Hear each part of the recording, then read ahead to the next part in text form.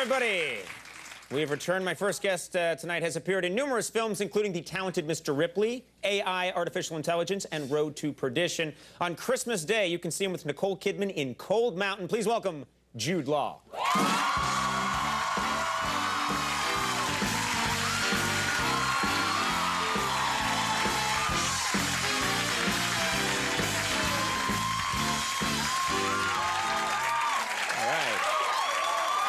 Nice to have you here. Good to be here. I have to apologize for my voice. You have a sore throat? Is that what's happening? I'm just getting over a cold, so... So welcome to a talk show. That's just what you felt like doing today. It is indeed. Go talk to a braying idiot for 10 minutes. I wish I could say I was always this husky and raspy, but unfortunately not. I'm normally... You know what? I like it when I get a cold, because my voice actually lowers and becomes more... Well, actually becomes manly for the first time. Do you do an answer machine message? I try to talk to as many like old girlfriends I haven't talked to in a long time. If I get a head cold, I immediately call them. I'm like, "Hey, how are you? Nice to see you." You don't know what you're missing. Exactly right. It's much better that way. Yeah. I should have an operation. Now, are you having a good time here in New York? Of course, this I'm having a great time. Yeah. Working a little too much. Yeah. I love coming here. I know that.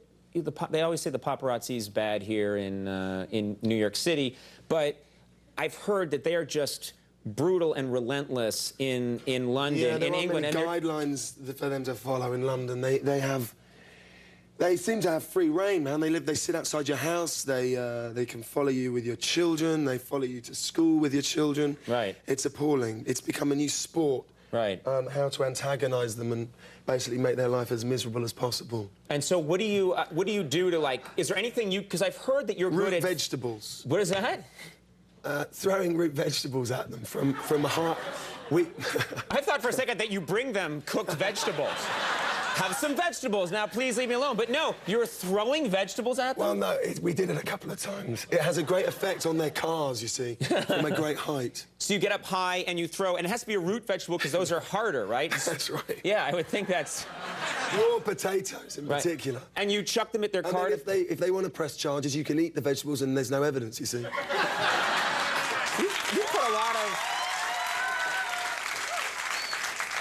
You put a lot of thought into this, but you know, I've heard that you're a very cool customer. You're very even-tempered. You don't lose your temper much. No, I don't lose my temper much. But what does get you crazy? Is there anything that just makes you really mad? Well, I don't like the paparazzi. Right, I don't like them antagonizing my kids. Right. I don't like laziness. Laziness. Yeah, don't be lazy on me, man. I really freak out. Seriously. Yeah, I was just about to take a little nod off right here for a second. I'll be right back, Jude. Scroll down.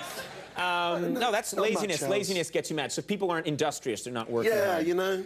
Then you just chuck a root vegetable at them. Exactly.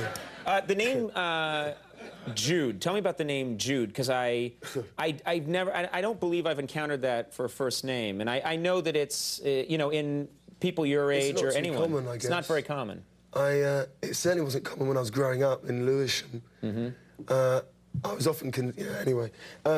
It comes from my mum and dad named me after the book Jude the Obscure, written by Thomas Hardy, and I was given it when I was 18 by my mum, and read it, and it's possibly one of the most depressing books I've ever read in my life. It's a really depressing... It's a beautiful book, but it's, I mean, in it, I think it's possibly one of the most tragic moments in literature when two of his children, Jude's children, kill themselves because they're so starving hungry.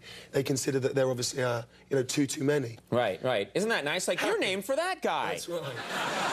People always ask me who you named after. Well, you know, growing up, kids thought I was named after Conan the Barbarian, but it's actually an old... They did, and they were like, "Hey, Barbarian." And the beatings would go on and on. But but actually my parents, it's like an old Celtic name that goes way back, and is actually in one of the illustrations of like the Norman invasion. There's a big battle scene. You see all the different people fighting. Yeah, there's one guy. Biotapestry, yeah. Biotapestry. There's one person who's running away, and underneath it says Conan. And I swear to God, that's true. My parents actually got me. True? Yeah, Conan is like running away. And, yeah. And it was like, oh, thanks a lot, parents. That's very nice. You are a method actor. People Well, of a sort. you like to immerse yourself in a role and really try and be that person. Sure. So in it's a good excuse to learn, you know, to learn something about a period of time or a certain way of thinking or a new skill sometimes. Right. But here's the problem. Cold Mountain, which famously, you know, so many people love the book. This is a story of a Civil War Confederate soldier who's trying to make his way home. That's right. How do you get into that role with, you don't have a time machine, so what did you do to try and prepare? Oh, you know, killed a few people and... Yes. Charged... That's an experience you hadn't had before. Right, it's good. Right. Yeah. Charged people with bayonets. Right.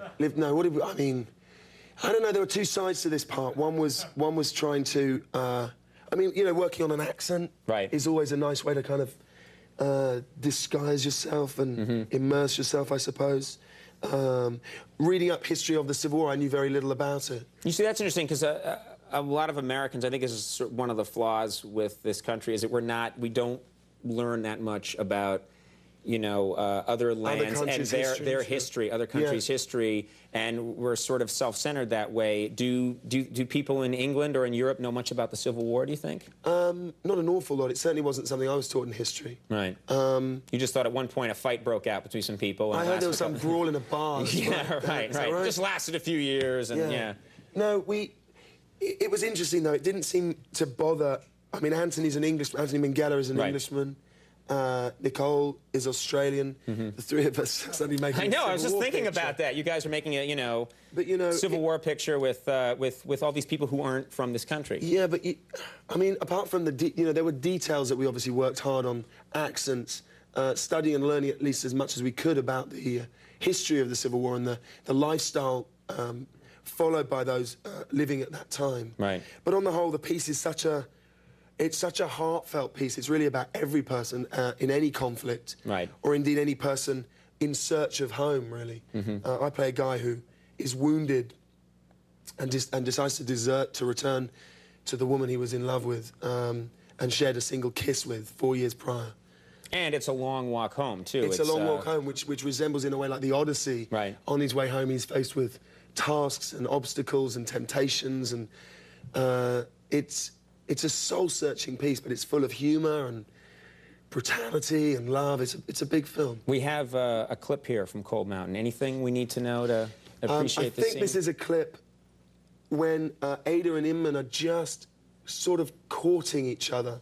They're both very uncomfortable with words. They aren't very good at communicating, so they sort of dance around each other, if you like, without ever committing. And Inman says that if Ada speaks to him, he will agree to clear Kathy Baker, who plays Lady Swanger's top field, and she's spoken to him, and so he's agreed to clear the field, and I think she arrives and talks to him in a different way. All right, let's take a look at this clip from Cold Mountain.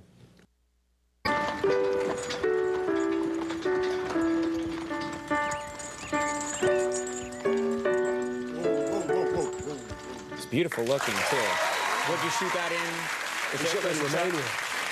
6.5 months in Romania.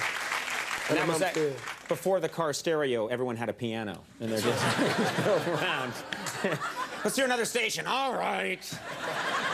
I'm really looking forward to this film. I love the book, and everyone's very excited about it. Cold Mountain opens on Christmas Day. Jude Law, it's great to have you here. Thanks a lot for making time. We'll stay right there for a second. Maggie Gyllenhaal coming up. We'll take a break. We'll be right back. That was great.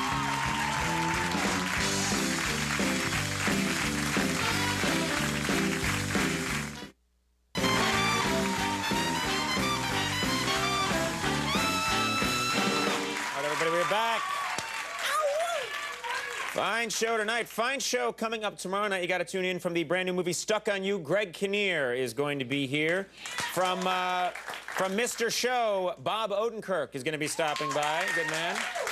Pulitzer Prize-winning columnist, TV critic, author Tom Shales will be joining us. So watch that show.